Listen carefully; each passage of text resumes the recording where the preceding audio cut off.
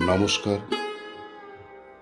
আজ আপনাদের শোনাব স্বনামধন্য সাহিত্যিক বিভূতিভূষণ বন্দ্যোপাধ্যায়ের একটি অসামান্য ছোট গল্প, ঝগড়া।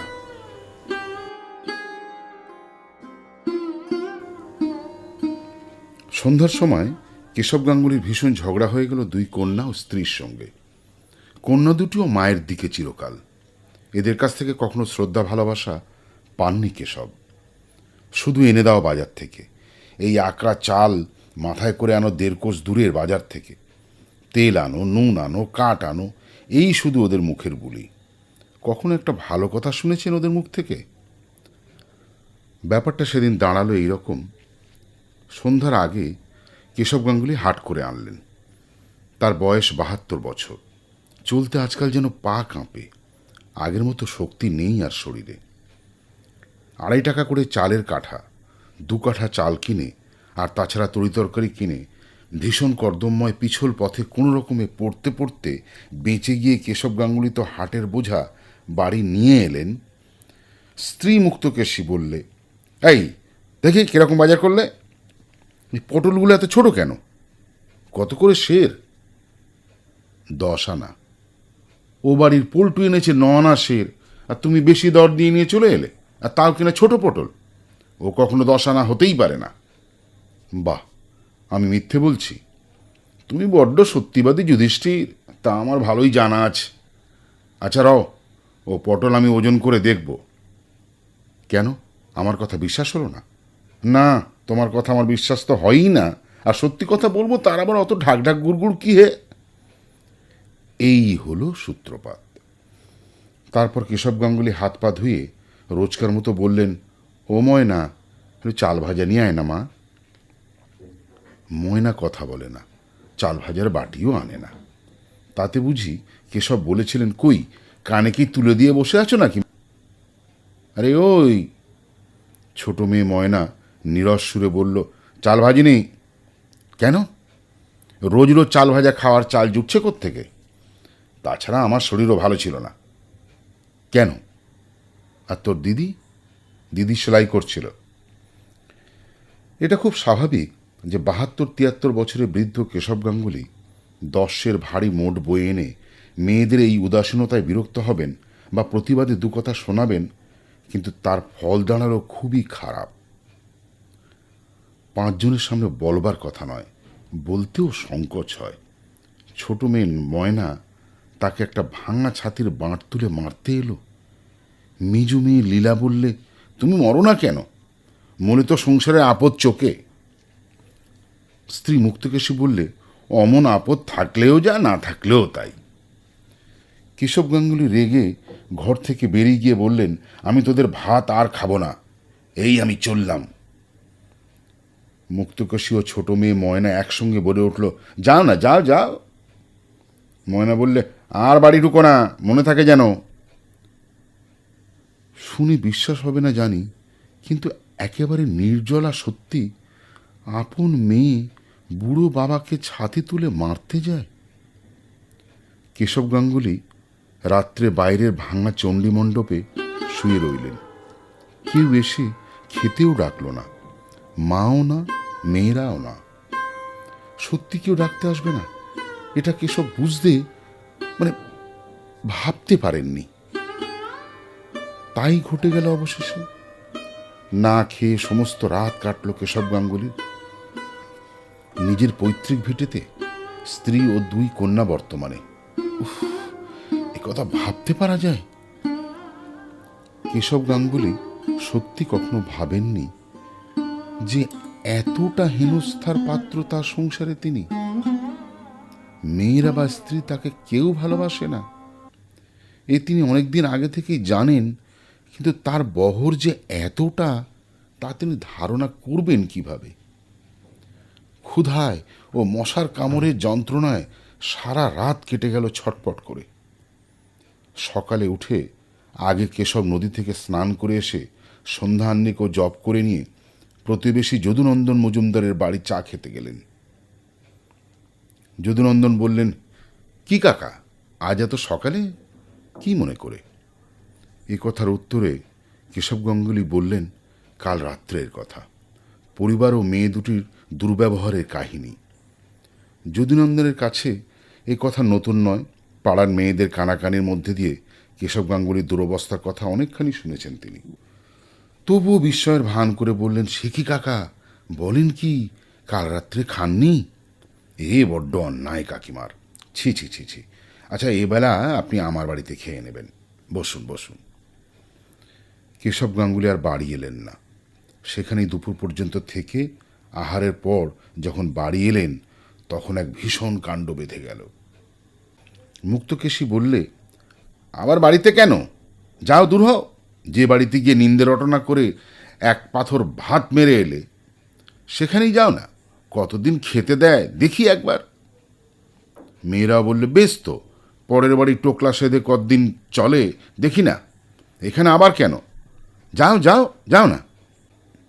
কাকে কি বলেছি আমি? আহা ন্যাকা, আমরা আর জানি নে। এই তো যদুদার মেয়ে ঘাটে আজ ব্যাখ্যান করছে সবার কাছে। ওই বুড়ো মানুষ ওকে খেতে দেয়নি, দূর দূর করে তাড়িয়ে দিয়েছে, মেরেছে, সে কত কথা। আমরা শুনিনি কিছু, বুঝি? তা তো মিথ্যে কিছু বলিনি। মেরেছিলাম তোমাকে আমরা? বলো, খেতে দিইনি আমরা? তুমি না তেজ করে চণ্ডীমণ্ডপে গিয়ে শুয়ে রইলে। আবার লাগানি ভাঙানি পাড়ায় পাড়ায়। বেশ লাগাও লাগাও লাগাও। লাগিয়ে কি করবে? যাও না, যেখানে খুশি। আমরা তো বলেছি বেরো। ছোট মেয়ে বললে, মরে যাও না, মরেই তো বাঁচি। কেশব গাঙ্গুলি ঘরের মধ্যে ঢুকে কাপড় জামা পরে এবং একটা থলের মধ্যে কাপড় গামছা পুড়ে নিয়ে তেড়ে ফুড়ে বাড়ি থেকে বেরুলেন আর বলে গেলেন, বেশ, তাই যাচ্ছি, আর তোদের বাড়ি আসবো না, চললাম। মুক্তকেশী চেঁচিয়ে বললে, তেজ করে যেমন বেরোনো হলো তেমনি আর ঢুকো না বাড়িতে কালামুখ নিয়ে। দেখব তেজ, কে জ্বর হলে দেখে তা দেখব। কেশব গাঙ্গুলি হনহন করে বাড়ি থেকে বেরিয়ে চলে গেলেন। হোক জ্বর, নৈহাটি থেকে এখানে এসে পর্যন্ত ম্যালেরিয়া ভুগছেন, দুর্বল করে ফেলে দিয়েছে বড়। তা হোক, যা হয় হবে। কেশব গাঙ্গুলি রেলে চাকরি করতেন। চাকরি থেকে অবসর নিয়ে নৈহাটিতে বাড়ি করেছিলেন, কিন্তু 12-14 বছর বসে খেয়ে প্রভিডেন্ট ফান্ডের সামান্য টাকা যা বাড়ি তৈরির পর অবশিষ্ট ছিল, ক্রমে ক্রমে ফুরিয়ে যেতে লাগলো। এখনও ছোট মেয়ের বিয়ে বাকি। টাকা ফুরিয়ে গেলে কি খাবেন? অগত্যা নৈহাটির বাড়ি বিক্রি করে পৈতৃক গ্রামে এসেই 2 বছর বাস করছেন। শরিকদের সঙ্গে ঝগড়া করে 2 ঝাড় বাঁশ ও বিঘে 2 ধানের জমির ভাগ পেয়ে যা হোক একরকম চালিয়েই যাচ্ছিলেন। কিন্তু মেয়ে দুটি আর পরিবারের জন্য সত্যি তার সংসারে বিতৃষ্ণা এসে গেছে। মেজ মেয়ের বিয়ে দিয়েছিলেন, কিন্তু স্বামীর চরিত্র ভালো নয়। সে মেয়ে তার কাছেই আছে বিয়ের 2 বছর পর থেকে। সব দিক থেকেই তার গোলমাল। ভেবেছিলেন ছোট মেয়েটার বিয়ে দিয়ে একরকম নির্ঝঞ্ঝাট হবেন, কিন্তু আর সংসারে তার দরকার নেই। যাদের জন্য চুরি করেন তারাই বলে চোর। সে সংসারে আর। কেশব গাঙ্গুলি রেলের বোতাম বসানো সাদা কোট একটা নিয়ে বেরিয়েছেন। রেলের ভাড়া লাগবে না। রেলের বোতামওয়ালা কোট দেখলে ছেলে ছোকরার টিকিট চেকাররা একবার চেয়ে দেখে চলে যায়, কিছু জিজ্ঞাসা করে না। একটি পয়সা তার নিজের হাতে নেই। 1,000 টাকা আছে স্ত্রীর নামে, আর 1,000 আছে অবিবাহিত ছোট মেয়ের নামে। যদি তিনি মারা যান মেয়ের বিয়ে দেওয়ার আগেই, কারণ বয়স তার যথেষ্ট হয়েছে, তাই বন্ধুবান্ধবদের পরামর্শে নৈহাটিতে থাকতে বাড়ি বিক্রির টাকা থেকে ছোট মেয়ের নামে টাকাটা রেখেছিলেন।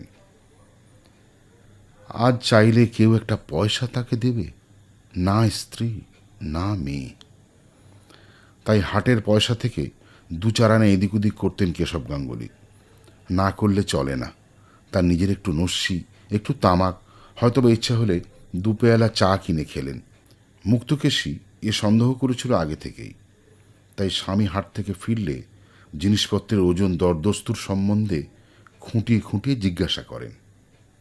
দাঁড়ি ধরে আলু, পটল, চাল, ডাল ওজন করে নেয়। পাড়ার ছেলেদেরও জিজ্ঞাসা করে, হ্যাঁ রে, আজ হাটে পটল কত করে নিয়েছে রে? ও নিতাই, আজ হাটে মাছ কত করে সের গেছে রে। তবুও কেশব গাঙ্গুলিকে সামলানো অত সহজ নয়। 40 বছর তিনি রেলে কাজ করে এসেছেন।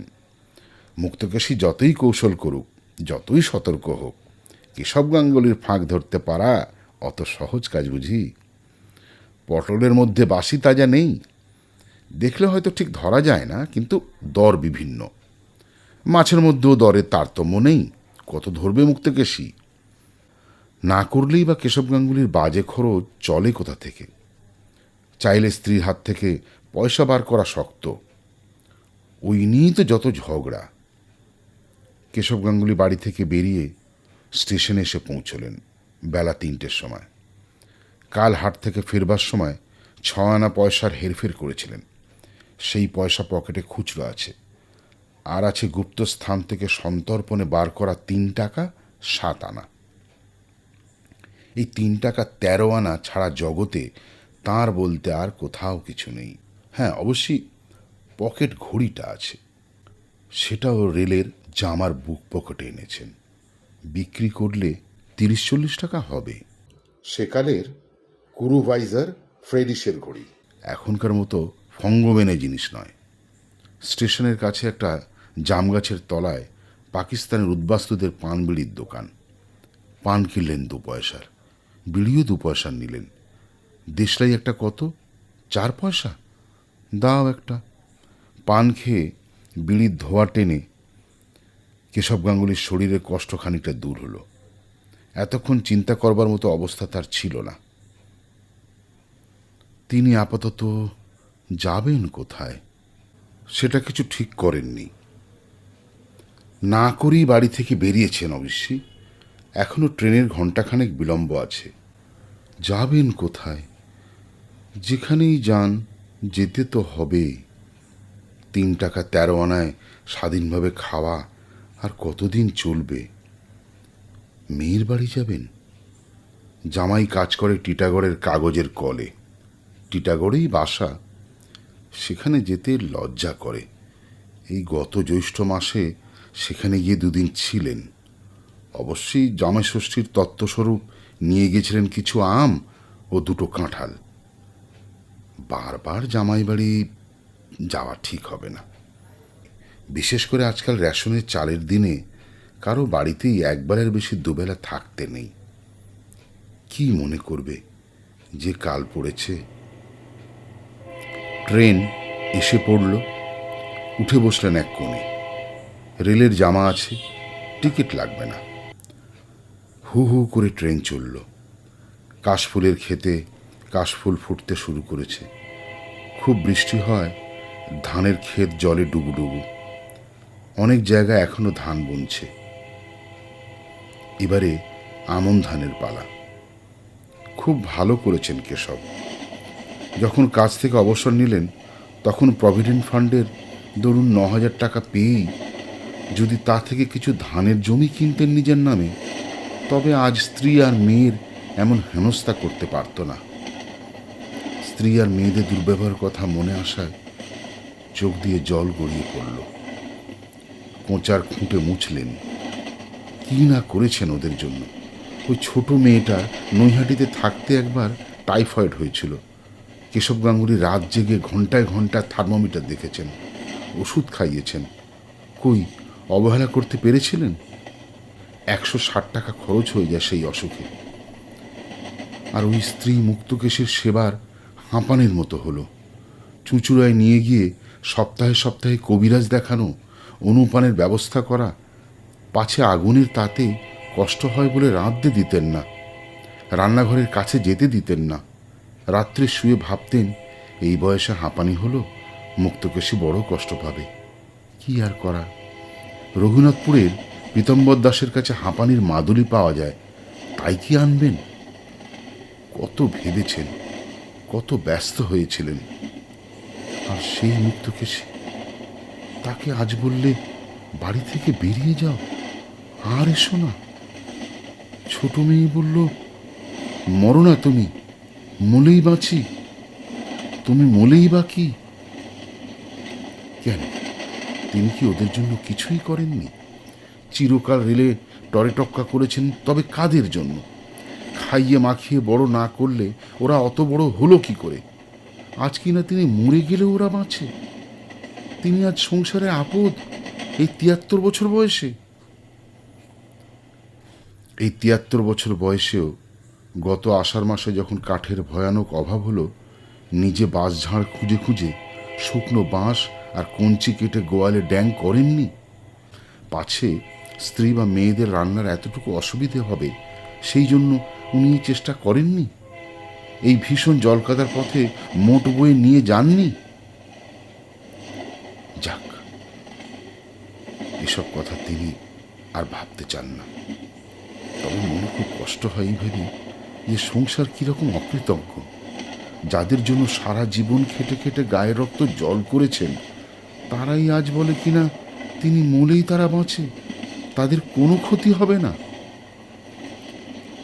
কেশব গাঙ্গুলির মনের মধ্যেটা হাহা করে উঠল দুঃখে। চোখে আবার হু হু করে জল এলো। মোচার খুঁটে মুছলেন। আজ যদি টিকিট।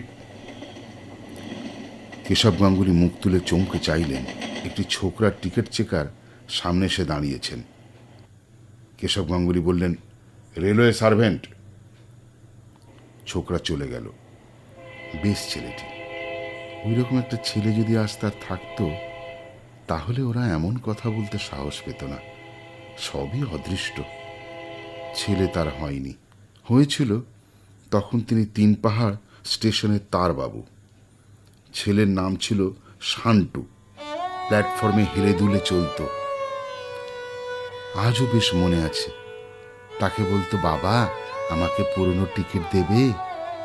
পুরনো টিকিট হাতে পেলেই সে হঠাৎ মুখে ও শব্দ করে ছেড়ে দিত। তারপর ঝকঝক ঝকঝক শব্দ করতে করতে প্ল্যাটফর্মের ধারে ধারে খানিক দূর মাথা নাড়তে নাড়তে কেমন যেন যেত। টরেটক্কার টেবিলে কাজ করতে করতে তিনি বসে দেখতেন আর হাসতেন। মালকুলি রামদেওকেও বলতেন শিশুকে ধরে বাসায় দিয়ে আসতে। শিশু বুঝতে পারত রামদেওকেও তাকে ধরে নিয়ে যেতে আসছে। সে ছোট পায়ে ছুট দিত, আর রামদেও পেছন পেছন এ খোকা বাবু, এ খোকা বাবু বলে ছুটত। এ দৃশ্য আজও এই এখনই চোখের সামনে দেখতে পাচ্ছেন কেশব। ১.৫ বছর বয়সে শান্টু মারা যায়। আজ ৩৬ বছর আগেকার কথা। তবুও যেন মনে হয় সেই সাহেবগঞ্জ স্টেশনের প্ল্যাটফর্মে বড় ঘোড়া নিম গাছটার ছায়ায় আজও শান্টু সেই রকম ছুটে ছুটে খেলা করছে। শান্টু থাকলে আজ বোধহয় এমন কষ্ট কেশবকে করতে হতো না। চোখ দিয়ে এবার ঝরঝর করে জল পড়ল মনের মধ্যে। বুকের মধ্যে কি যেন একটা ঠেলে ফুলে ফেঁপে উত্তাল হয়ে উঠল। কেশব জানলা দিয়ে বাইরের দিকে তাকিয়ে রইলেন। একটা রাখাল বালক একটা গরুকে কি নির্দয়ভাবে না প্রহার করছে। খুব বৃষ্টির জল বেঁধেছে ডোবায়, পুকুরে। এক জায়গায় ছোট ছোট ছেলেমেয়েরা গামছা দিয়ে ছেঁকে কুচো মাছ ধরছে। টেলিগ্রাফের তারে কি একটা পাখি যেন বসে আছে। নৈহাটি। কেশব গাঙ্গুলির চিন্তাসূত্র ছিন্ন হয়ে গেল। তিনি তাড়াতাড়ি গাড়ি থেকে নেমে পড়লেন। সন্ধ্যার আর বিলম্ব নেই। এখানে সাবেক বাসা ছিল। ২-৪ জন বন্ধুর সঙ্গে আলাপও আছে। তাদের কারো বাড়ি যাবার ইচ্ছে নেই। তবুও না গেলে রাত্রে থাকবেন কোথায়? এই অভদ্রা বর্ষাকালে খাবেনই বা কি?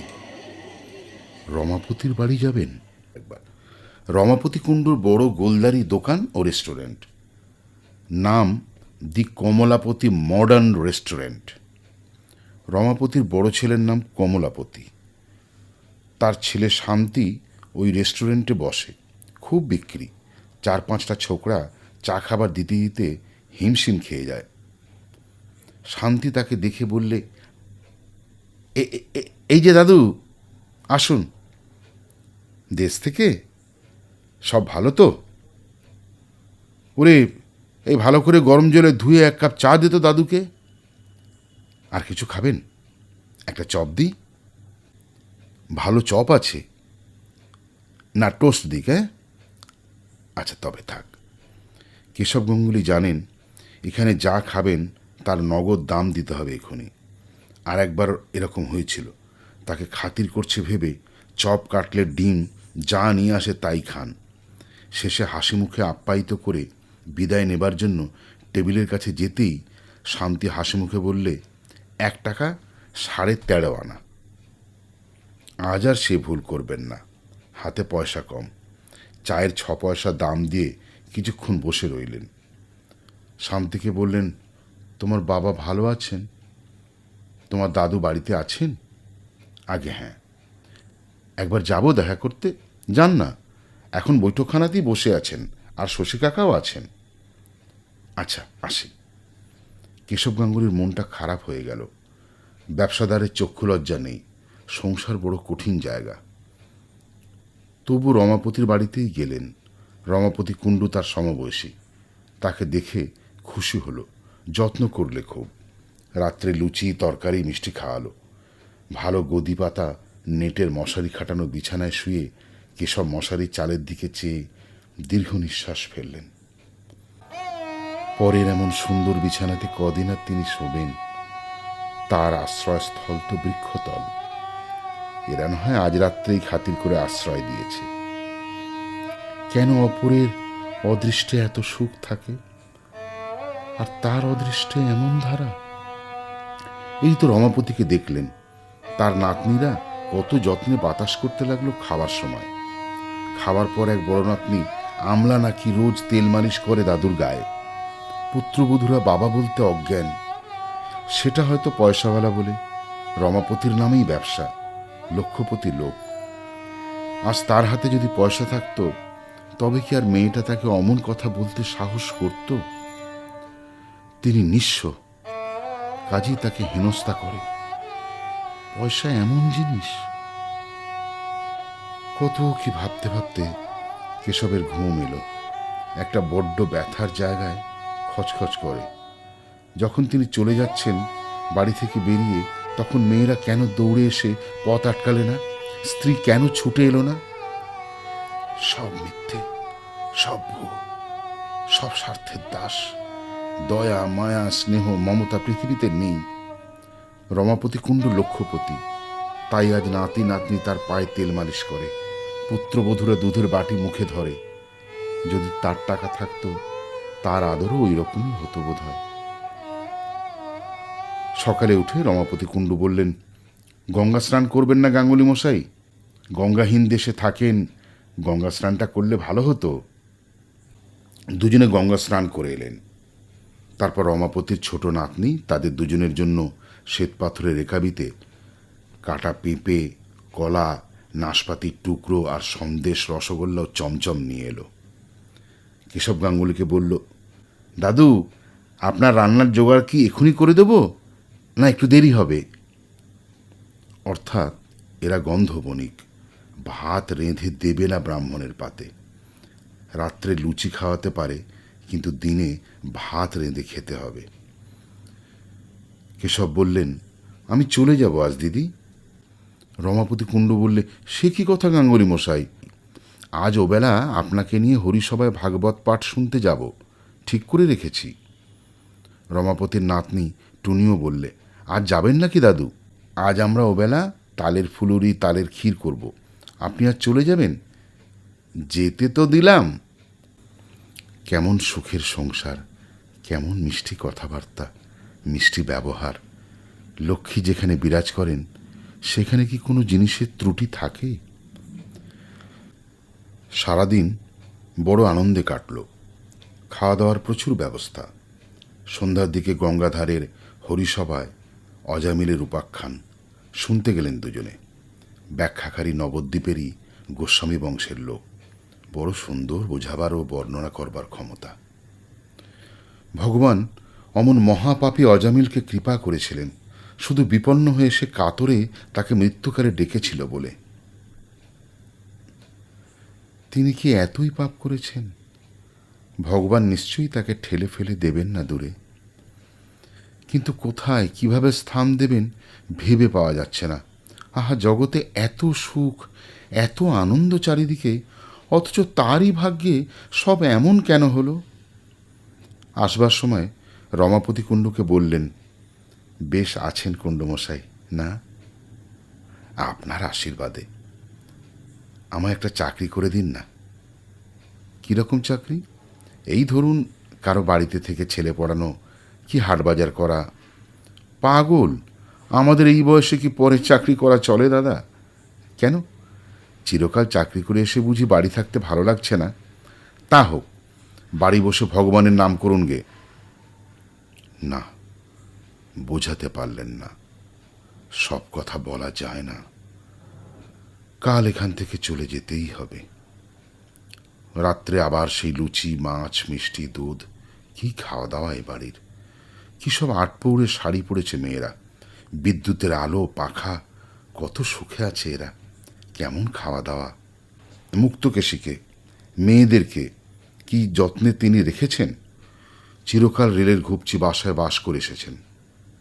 এখন দেশে গিয়ে দুবেলা ধান সেদ্ধ করতে হয়, খাড়ে কেচে কাপড় পরতে হয়, থোড়া এঁচড়ের তরকারি ছাড়া মাছ মাংস হয় মাসে কদিন। হাতে পয়সা কোথায়? কোনো ভালো জিনিস দিতে পারেন ওদের মুখে আজকালকার বাজারে? লুচি ছিঁড়তে গিয়ে কেশব গাঙ্গুলির চোখে জল চলে এলো। মাছের মুড়ো, কতকাল মাছের মুড়ো খাননি, ওদের খেতে দিতে পারেননি। কি সুখে রেখেছেন ওদের। টুনি বলল, চমচম দুটোই খেয়ে ফেলুন দাদু, আর গরম লুচি নিয়ে আসি।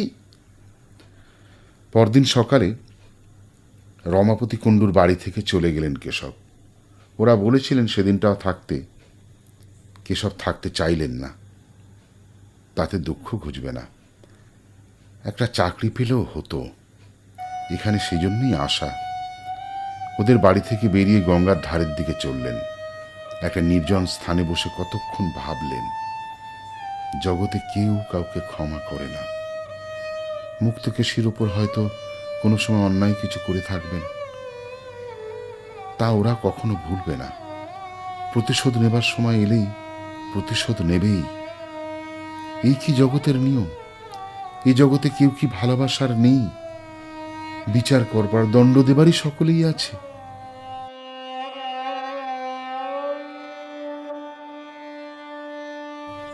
বেলা দুপুর হলো।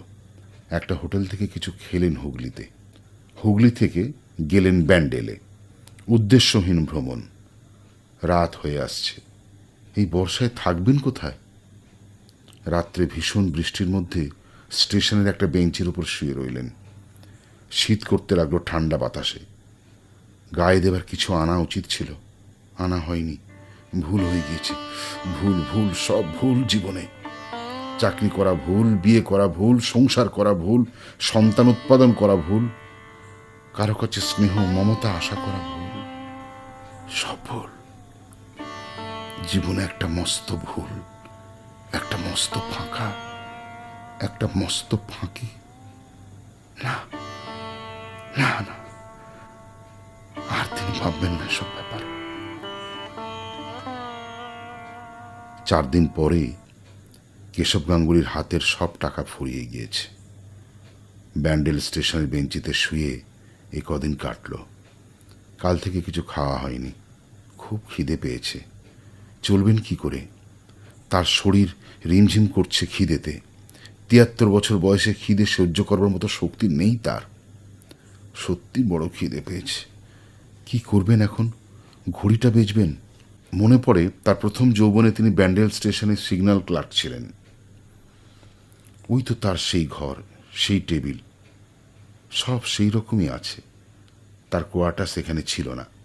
গঙ্গার ধারে একটা ছোট বাড়ি ভাড়া করে পিসিমাকে নিয়ে থাকতেন। বাসার কাছে একটা ঘোড়া নিম গাছ ছিল। 50 বছর আগেকার কথা, অর্ধ শতাব্দী। আশ্চর্য, সেই টেলিগ্রাফের টেবিলটা আজও আছে। মুক্তকেশীর সঙ্গে তখন সবে বিয়ে হয়েছে। ঘোড়া নিম গাছের তলাকার সেই বাসায় মুক্তকেশী ঠিক সন্ধ্যা 7টার সময় জানলার কাছে এসে দাঁড়িয়ে থাকত। তিনি ফিরবেন, তাকে দেখবে বলে। ষোড়শী বালিকা মুক্তকেশী। কি হাসি ছিল মুখের! চোখ হাসত তাকে দূরে পথে ওপর দেখতে পেয়ে। আছে সেই বাড়িটাও আছে আজও, তাদের দুজনের অতীত যৌবনের সুখের প্রহরগুলি সাক্ষী সেই বাড়িটা। একদিন বললেন, আচ্ছা মুক্ত, তুমি দাঁড়িয়ে থাকো কেন জানলায়? মুক্ত বলেছিল, তুমি আসো তাই। কেন? পথের উপর দেখতে পেয়ে খুশি লাগে। কতক্ষণ দেখিনি না, মন কেমন করে তা করে না। একদিন মনে আছে তাকে জানলা থেকে বললে, আজ কি করেছি বলো তো তোমার জন্যে? কি গো? ডালপুরি। সত্যি? হ্যাঁ, এসে দেখো। তারপর তিনি বাড়িতে ঢুকলে তাকে পাখার বাতাস দিয়ে সুস্থ করে মুক্ত পিঁড়ি পেতে বসিয়ে 16-17খানা গরম ডালপুরি খাইয়েছিল কত যত্ন করে। আর সেই মুক্তকেশী আজ 50 বছর পর তাকে দূর দূর করে বাড়ি থেকে তাড়িয়ে দিল। আজ যখন মুক্তকেশীর সেবা সবচেয়ে তার দরকার হয়েছে, তখন চোখ দিয়ে জল বেয়ে পড়ল হু হু করে কেশব গাঙ্গুলির। কেমন যেন মনে হলো সব শূন্য। ওই আকাশে নিরালা মেঘগুলির মতনই তার মন শূন্য, জীবন শূন্য, নিরালা, নিরবলম্বন। পৃথিবীতে কেউ নেই, তার কোথাও নেই। 50 বছর আগের সেই ষোড়শী রূপসী মুক্তকেশীকে আজ আর কোথাও খুঁজে পাওয়া যাবে না। কোন অজানা দিগন্তে সে মিলিয়ে গিয়েছে বহুকাল আগে। জীবনটা কেন এত বড় ফাঁকি, এত বড় মিথ্যে, এত বড় জুয়ো চুরি?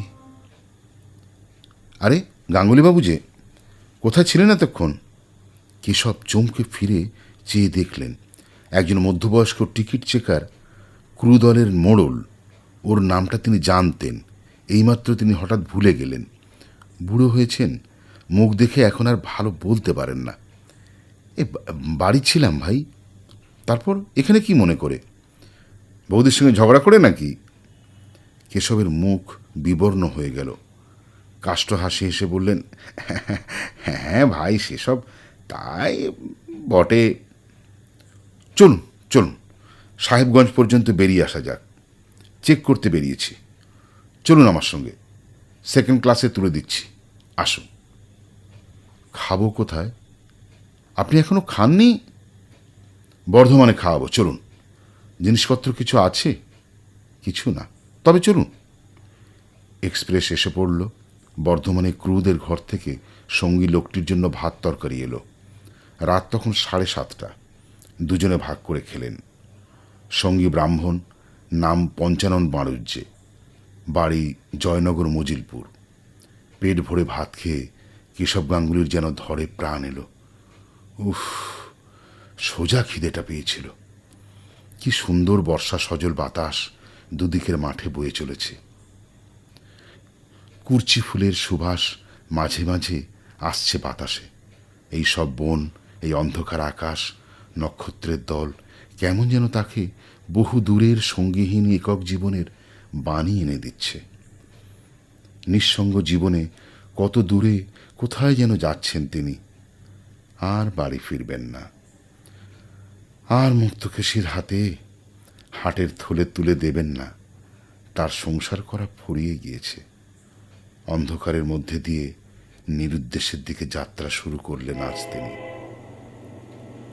2nd ক্লাস গাড়িতে তিনি একা। বেশ লাগছে অনেকদিন পরে। গত 1 বছর শুধু মাথায় মোট করে হাট ঘুরেছেন, বাজার করেছেন, মাথার ঘাম পায়ে ফেলে রেশনের আটা, চিনি, কেরোসিন তেল এনেছেন। যাদের জন্য তারা আজ এই 73 বছর বয়সে তাকে পারলে ঘরের বার করে দিতে। পয়সার তার দরকার নেই, পয়সা সব মুক্তকেশীর হাতে থাকুক। তার পয়সাই ওদের দরকার, তাকে নয় তো। বেশ পয়সাই রইল। চললেন তিনি। সাঁইথিয়া। অনেক রাত হয়েছে, এবার একটু ঘুমোলে হতো না? সারাদিন টোটো করে বেরিয়েছেন ব্যান্ডেলে। এই সাঁইথিয়াতে একবার তিনি রিলিফে এসেছিলেন, মনে আছে বহুকাল আগে। তখন মুক্ত বলে দিয়েছিল, রোজ একখানা করে চিঠি দিও। 8খানা পোস্টকার্ড সঙ্গে দিয়ে দিয়েছিল। হঠাৎ মনে পড়ে গেল কথাটা। সাঁইথিয়াতে তখন বিধুভূষণ রায় ছিলেন স্টেশন মাস্টার। তার বাড়িতেই খাওয়া দাওয়ার হতো। বিধুবাবুর ছেলে সদানন্দ তার চেয়ে কিছু ছোট। সদানন্দ ও তিনি একসঙ্গে তাস খেলতেন কাছাকাছি একজন ভদ্রলোকের বাড়ির ঘরের বসে। একবার একটা পাকা কাঁঠাল বিধুবাবু নামিয়ে নিলেন গার্ডের গাড়ি থেকে। কাঁঠালটা আধপচা। সদানন্দ বললে, দাদা, মা বলেছেন ক্ষীর কাঁঠাল খেয়ে তবে যাবেন ওবেলা। কেশব বললেন, দূর, ওর বিচি ছাড়া আর কিছু পাওয়া যাবে না। আমি বলছি পাওয়া যাবে, কখনো না। আচ্ছা বাজি, কি বলো? বলো বৌদিকে 3 দিন চিঠি দিতে পারবেন না দাদা। অত কি টেবিলে বসে লেখেন? খুদে খুদে লেখাতে একখানা পোস্টকার্ডে একখানা খামের কাজ করে নেন। ফেলবেন বাজি? রাজি হননি কেশব। মুক্তকে চিঠি না দিয়ে থাকা অসম্ভব। সে একা সেই ব্যান্ডেলের সেই ছোট্ট বাসাতে বসে তার জন্য দিন গুনছে। রোজ ঘোড়া নিম গাছটার তলায় পিয়নের আবির্ভাবের অপেক্ষায় বসে থাকে খাওয়া দাওয়ার পর ওই জানলাটিতে। তাকে 3 দিন চিঠি না দিয়ে বঞ্চিত করতে পারবেন না, তা কখনই হয় না। সেসব দিন খুব দূরে চলে গিয়েছে। বড্ড পেছনে ফিরে এসেছেন কি, স্বপ্নের মতো মনে হলো। আবছায়া আবছায়া, সব মিলে একাকার হয়ে যাচ্ছে। মুক্তকেশী, শান্টু, ব্যান্ডেল, 3 পাহাড়, প্রথম যৌবন, 73 বছরের বার্ধক্য। স্বপ্ন। কাঁদছেন নাকি? তাই তো, কোটের গলার গাছটায় ভিজে। না না, কাঁদবার কি আছে? বুড়ো বয়সে চোখ পানসে হয়ে যায়। কাঁদবেন কেন তিনি? গাঙ্গুলিবাবু ঘুমোলেন? অমনভাবে শুয়ে কেন? শরীর খারাপ হয়নি তো? পঞ্চানন চক্রবর্তী ক্রু চলন্ত গাড়ির দরজা খুলে ঢুকল। সাঁইথিয়া থেকে এইমাত্র ট্রেন ছেড়েছে। কেশব যেন চমকে উঠলেন। বললেন, না তো। একটু চা খেয়ে নিন আগের স্টেশনে। এত রাত্রে চা? পাগল হয়েছ ভায়া, আমি চা খাইনি এত রাত্রে। তুমি খাও। ঘুমোবে না? আরও গোটা কতক স্টেশন পার হয়ে যাক, এখন না, আপনি ঘুমিয়ে পড়ুন। পঞ্চানন চক্রবর্তী ক্রু চলে গেল। গাড়ি ঝড়ের বেগে চলেছে। বাইরে এক পশলা বৃষ্টি হয়ে যাচ্ছে, বেশ জোরে। ঠান্ডা হাওয়ার সঙ্গে বৃষ্টির ছাট আসছে জানলা দিয়ে কামরার মধ্যে। কি একটা ফুলের সুগন্ধ এলো এক ঝলক। আহ, কি সুন্দর আরাম! ঘুমিয়ে আরাম আছে এমন জায়গায়। বুকের মধ্যে কেমন করছে কেন যেন, কেন কে জানে। নির্জন গাড়ি। 3 পাহাড়ে কত রাত্রে গাড়ি পৌঁছবে? 2-3 বছর পরে 3 পাহাড়ে ছিলেন তিনি মুক্তকে নিয়ে, শান্টুকে নিয়ে। সেই সময়ের কথা কখনো ভুলবেন না তিনি। ব্যান্ডেল আর 3 পাহাড়। জীবনে এই 2 স্বর্গ। 2টি স্বর্গের 2টি অমর কাহিনী তার বুকে লেখা রয়েছে। পঞ্চানন ঘুমিয়ে পড়লে 3 পাহাড়ে তিনি নেমে পড়বেন। 3 পাহাড়ে এই বর্ষাকাল কাটে সেবার। একটা কি পাহাড়ের উপর কি ঠাকুর ছিল। মুক্ত তিনি দেখতে গিয়েছিলেন। মুক্ত বললে, খাবে কি? পাহাড়ের নিচে চড়ুইভাতি করব? রান্না করতে করতে সেবারে বৃষ্টি এলো। একটা পাকুর গাছের তলায় রান্না হচ্ছিল। স্টেশন মাস্টার ছিলেন শশীপদ সামন্ত, মেদিনীপুরে বাড়ি। তার 2 ছেলে ননি ও হাবু ছিল সঙ্গে। হাবু কাঠ ভেঙে নিয়ে এলো পাহাড়ের উপর থেকে। মুক্ত খিচুড়ি রাঁধতে গিয়ে ধরিয়ে ফেলল। তাই নিয়ে কি হাসাহাসি! পাকুর গাছের গুঁড়ির আড়ালে দাঁড়িয়ে মুক্ত চোখ পাকিয়ে বলল, তুমি খাবে না? কে বলেছে? ননি হাবু বলেছে? বাজে কথা, চমৎকার চড়ুইভাতি। খেয়ে বলতে পারবে না যে খিচুড়ি এঁটে গিয়েছে? না গো, বলবো না, দিয়েই দেখো না। মুক্ত হিহি করে হেসে উঠে বললে, ও পেটুকের পাল্লায় পড়লে খিচুড়ির হাঁড়ি কাবার করে দেবে, তা বুঝতে পারছি। বসো বসো, বসে খাও। ভালো সরের ঘি এনেছি, খিচুড়ি দিয়ে খাবে? কিন্তু সত্যি ধরে গেল বলে মনটা খারাপ হয়ে গিয়েছে গো। পাগল, দিয়েই দেখো না। মন খারাপ করতে হবে সেই জন্য নয়, আরো বেশি করে রাঁধুনি কেন সেই জন্যে। বেশ বেশ, খাও না, আবার না হয় চড়িয়ে দেব। মনে আছে সেই পাহাড়ের ওধারে কোথায় ছিল কদম ফুলের গাছ। ননি প্রথমে নিয়ে এলো একগুচ্ছ। মুক্ত বললে, বাহ, চমৎকার, খোপায় গুঁজব। তারপর চুপি চুপি বললে, কিন্তু সে ফুল তোমায় নিজের হাতে তুলে এনে দিতে হবে। ঠিক, এনে দেবো, খাওয়া হয়ে যাক, যাবার সময় নিয়ে আসবে। হ্যাঁ? 50 বছরের পার থেকে সেই প্রথম যৌবনের ফুটন্ত কদম ফুলের সুবাস আজকাল এই বর্ষা সজল বাতাসে বৃষ্টির ছাঁটের সঙ্গে যেন কোথায় ভেসে গেছে। সে বর্ষা দিনের সুন্দর অপরাহ্নটি, পাহাড়ের নিচের সেই পাকুর গাছটি আজ স্বপ্ন হয়ে গিয়েছে। মুক্তকেশীও কখন যেন মুক্ত এসে ওর শিওরে দাঁড়ালো। সপ্তদশী তরুণী সুন্দরী মুক্তকেশী, হাসিতে মুক্তের মতো দাঁতগুলো ঝকঝক করত। স্নেহ ভরে মাথায় চুলে হাত বুলিয়ে বলতো, তুমি কদম ফুল এনে দেবে আমাকে? দেবে তো? তুমি এনে দিলে আমি খোপায় পড়ব, ভুলো না যেন। তারপর আবার চোখ নিচু করে বলতো, রোজ একখানা করে চিঠি দিতে হবে, কিন্তু আমি থাকতে পারবো না। সত্যি বলো, আমাকে ছুঁয়ে বলো, দেবে তো? পরক্ষণই বিরলদন্তী পক্ষকেশী বৃদ্ধা মুক্তকেশী হাঁটুর ওপর গামছা পরে তাকে ঝাঁটা উঁচিয়ে মারমুখী হয়ে বলছে, বেরো বেরো, আপদ যত, দূর হওয়া বাড়ি থেকে। মলেই বাঁচি, মরণ হবে কবে তোমার? জম নাই না কেন? ঘুমের মধ্যেও চমকে উঠলেন কেশব। মস্ত একটা ঝাঁকুনি লাগলো গাড়িটার। অনেক রাতে 3 পাহাড় স্টেশনে এসে গাড়ি দাঁড়ালে তিনি নেমে পড়লেন। দৌড়ে ছুটে গেলেন প্ল্যাটফর্মের পশ্চিম প্রান্তে সেই বুড়ো ঘোড়া নিম গাছটার দিকে। আধো অন্ধকারে গাছের তলায় খুঁজে দেখলেন শান্টু। বাবা শান্টু, শান্টু আজ কোথায় গেল খোকা? 50 বছর আগে সে এই ঘোড়া নিম গাছটার তলায় যে খেলা করত। যেন শান্তি পেলেন কেশব গাঙ্গুলি যৌবনের হারানো দিনগুলোর মধ্যে আবার ফিরে এসে। 3 পাহাড়ের নির্জন প্রান্তরে, প্ল্যাটফর্মে, অন্ধকার আকাশের তলায় এসে তিনি আবার 26 বছরের যুবক কেশব গাঙ্গুলি। এই স্টেশনে তার বাবু, বুকে কত আশা, কত বল, কত উৎসাহ, চোখে কত স্বপ্ন। তার খোকা শান্টু আছে কাছে, তার তরুণী মা মুক্তকেশী আছে। সব তিনি ফিরে পেয়েছেন।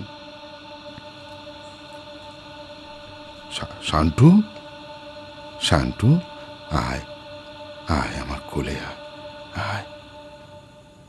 রামদেও এখন তোকে বাসায় নিয়ে যাবে না, খেলা করে বেড়া প্ল্যাটফর্মে।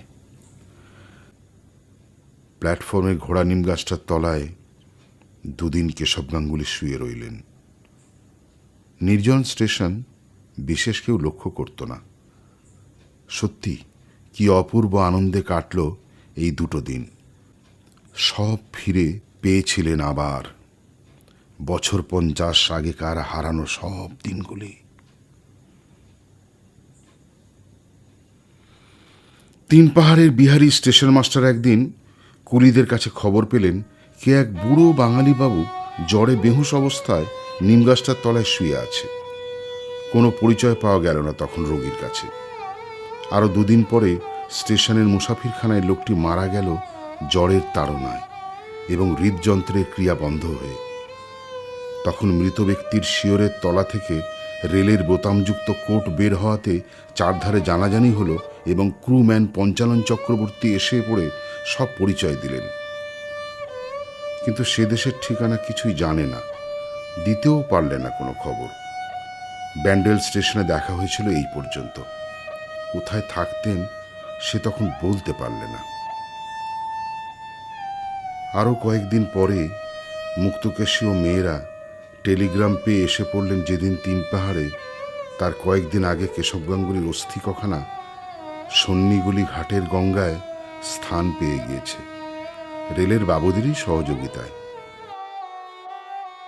মুক্তকেশী শুধু ফিরে পেলেন কুরুভাইজার ফ্রেডিসের সেই ঘড়িটা।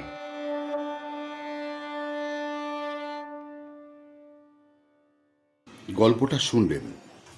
যদি আপনাদের ভালো লাগে তাহলে সাবস্ক্রাইব ও শেয়ার করে দেবেন। আপনার একটি সাবস্ক্রাইব আমাকে উৎসাহিত করবে আরও নতুন গল্প শোনানোর।